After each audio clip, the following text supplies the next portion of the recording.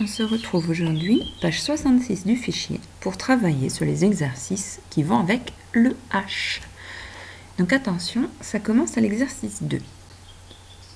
Donc il va s'agir de répondre aux questions. La première, l'information est dans le texte. Dans quelle rue Paul habite-t-il? On le sait, il habite dans la même rue que Métallo. Comment s'appelle-t-elle? Celle-ci, c'est différent. Tu n'as pas l'information dans le texte. Ça va être à toi de comprendre pourquoi Paul arrive-t-il dans la classe en milieu d'année. Comment ça se fait que des enfants arrivent dans une classe comme ça, en plein milieu de l'année? Il y a plusieurs solutions, mais il y en a une très simple, tout simplement parce qu'il a très bien pu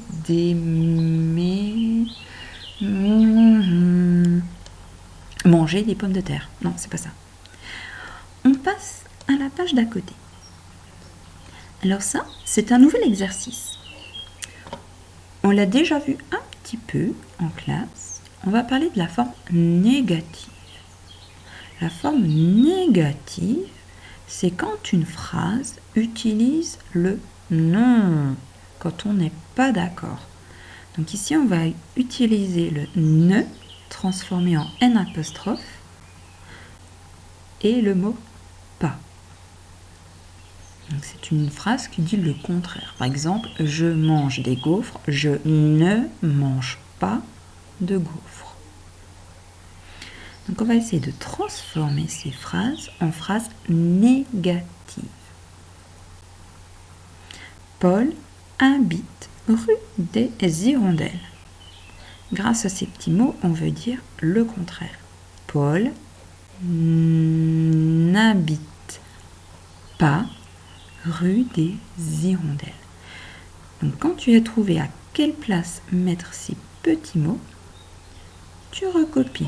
Paul n'habite pas rue des Hirondelles. Pourquoi je ne peux pas mettre ne? Ce serait plus simple quand même. Paul ne habite pas. On voit bien que c'est pas joli à dire. On enlève le E et on le remplace par une apostrophe pour que ça s'accroche à la voyelle, comme le H est muet. Ensuite, deuxième phrase. Il a de beaux habits. On veut dire le contraire.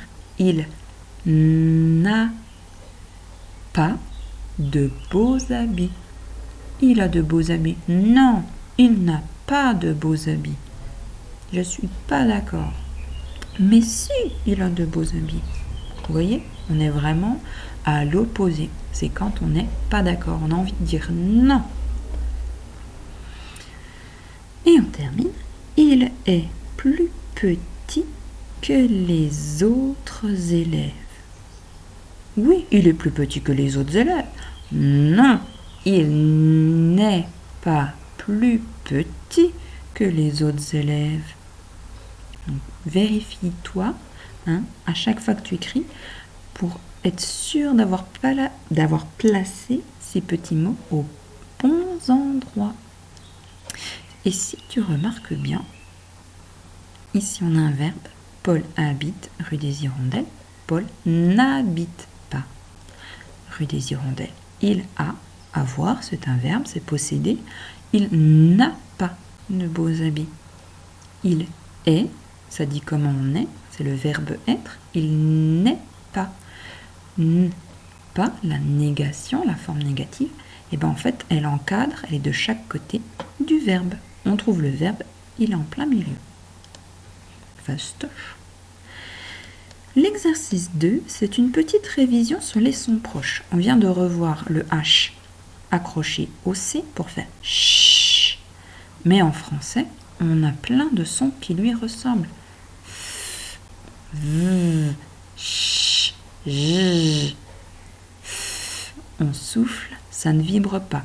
V, on souffle un peu et ça vibre beaucoup. Ch, on fait une grimace, on souffle, ça ne vibre pas. J, on fait une grimace, on souffle un peu, mais ça vibre beaucoup. Cerf-volant. Cerf-volant. Comment faire ce travail? Tu as vu? Ils ont chacun une couleur. Alors si jamais tu n'as pas les couleurs à la maison, il te suffira d'écrire les bonnes lettres. Ici, on a des ronds. Chaque rond représente une syllabe. Cerf-volant. Donc déjà on identifie ce qu'on entend. Cerf-v. Ah, j'entends le V. Et ensuite, on trouve à quelle place. Cerf-v. Ah, il est là. Donc je prends le V. Il est bleu. Je colorie la case en bleu. Si j'ai pas la couleur, j'écris le V ici. Ok? Genou. Genou. Fenou. Venou. Chenou. Genou. Tu as trouvé? Avion. Avion. Avion. Avion. Achion. Agion. Il y en a qui sont pas faciles à dire. Chameau. Chameau. Bougie. Bougie. Prends vraiment le temps de prononcer tranquillement chacun des sons et mets ta main sur la gorge déjà pour savoir si ça souffle ou si ça vibre.